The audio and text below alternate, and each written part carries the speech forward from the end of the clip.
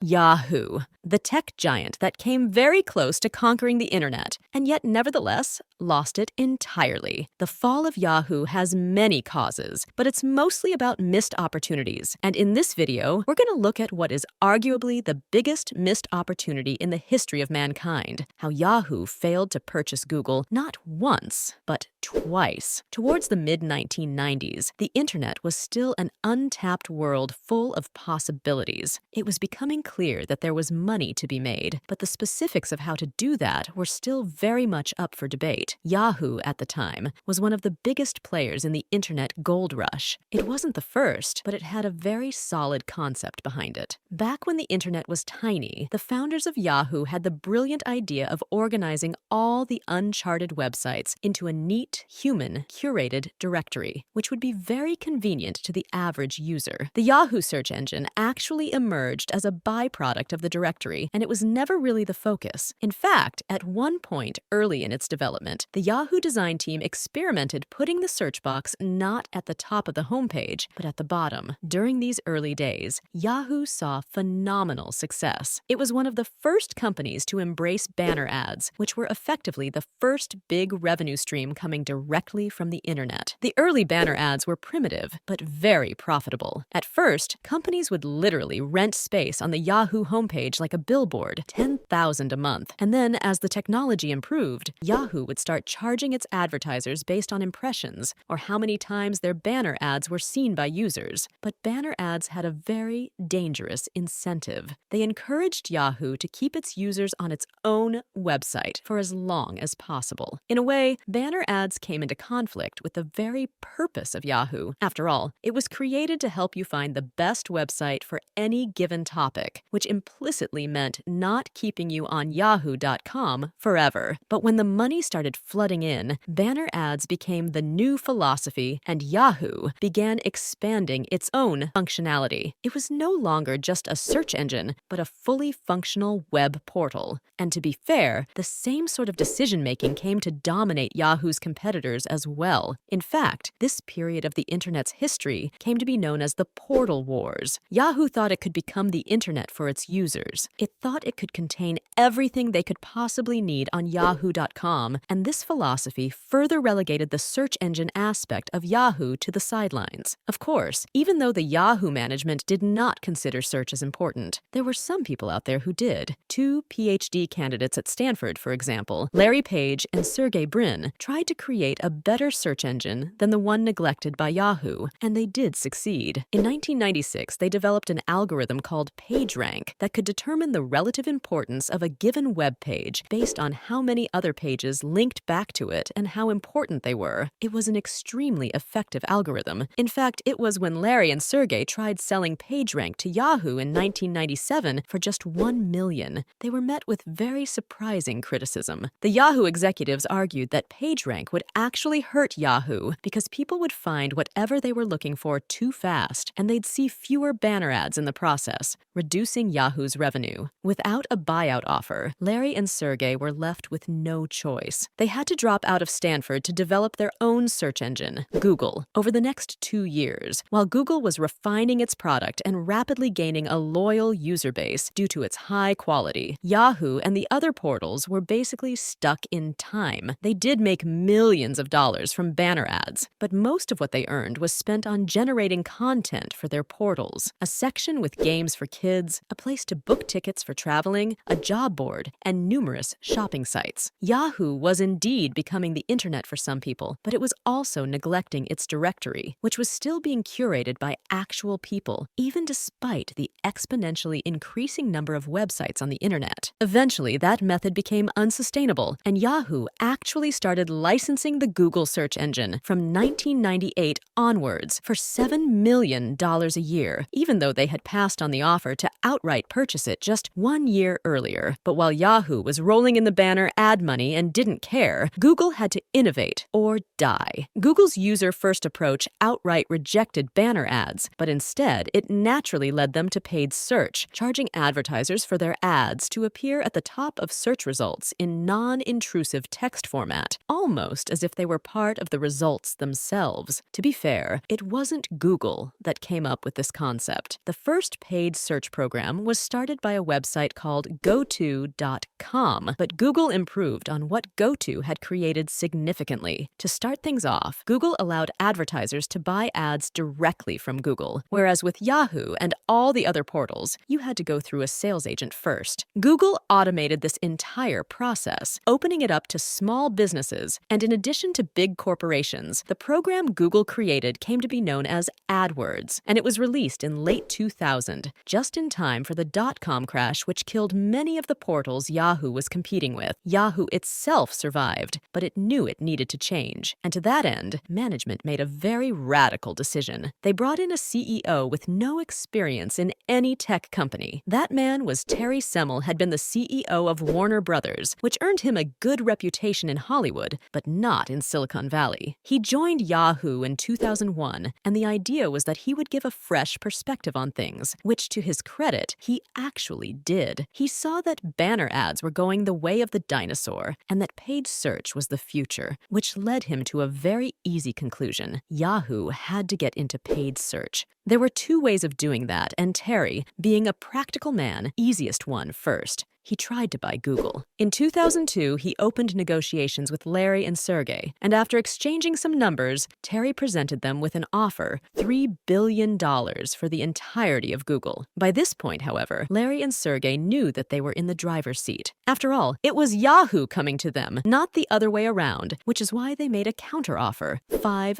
billion. That number would change things a lot. You have to remember that in 2002, Yahoo had barely recovered from the dot-com crash, and in fact, its market cap was hovering exactly around $5 billion. In other words, what Larry and Sergey were proposing was not an acquisition, but a merger between equal company. To a veteran negotiator like Terry, this sounded unacceptable, so he had to go with his plan B to beat Google at their own game. To that end, Terry had to acquire a few things. To start, he needed a new search engine, and at the time after Google, the second best search engine was Inktomi. Like Yahoo, Inktomi had crashed incredibly hard in the aftermath of the dot-com crash, which is why Yahoo could buy it for dirt cheap, for just $250 million in 2002, when a year earlier, it was worth $25 billion.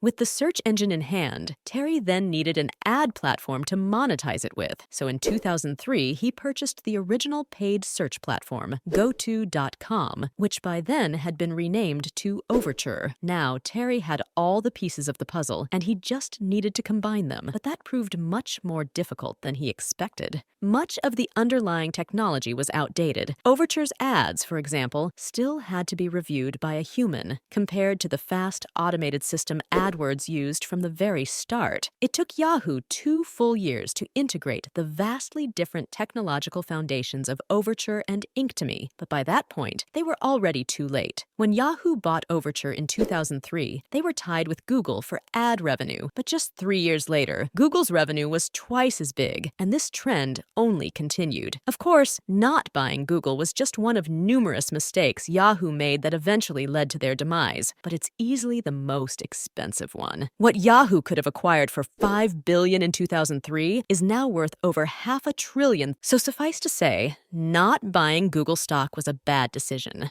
Thank you for watching this video, and I really hope you enjoyed it.